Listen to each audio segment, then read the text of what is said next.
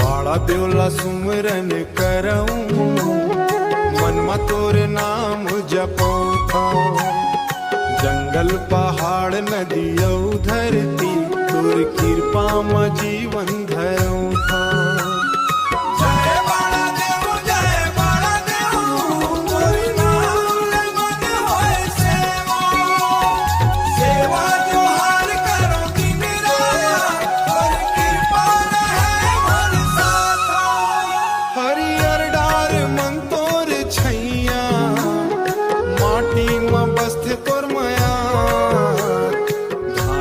बाली लह लहराए, तोरे आशीष ले सुख बरसाया।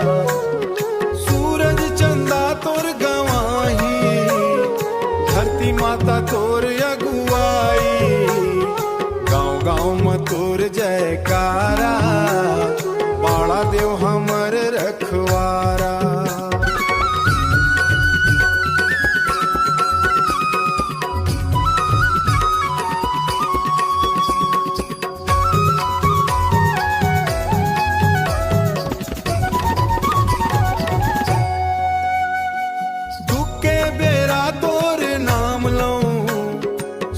बेरा धन्यवाद करऊं, पुरखा के रीत संस्कृति के मान, तोर चरण में रखूं वरमाना।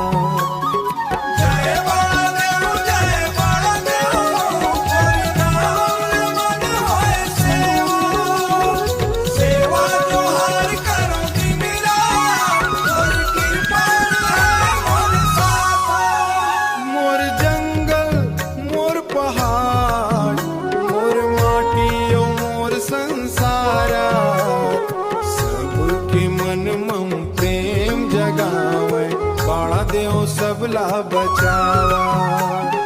जय बाड़ा देव, जय बाड़ा देव, तोरे नाम ले मन होए सेवा। सेवा जो हर करती मेरा, तोरी कृपा रहे मोर साथा।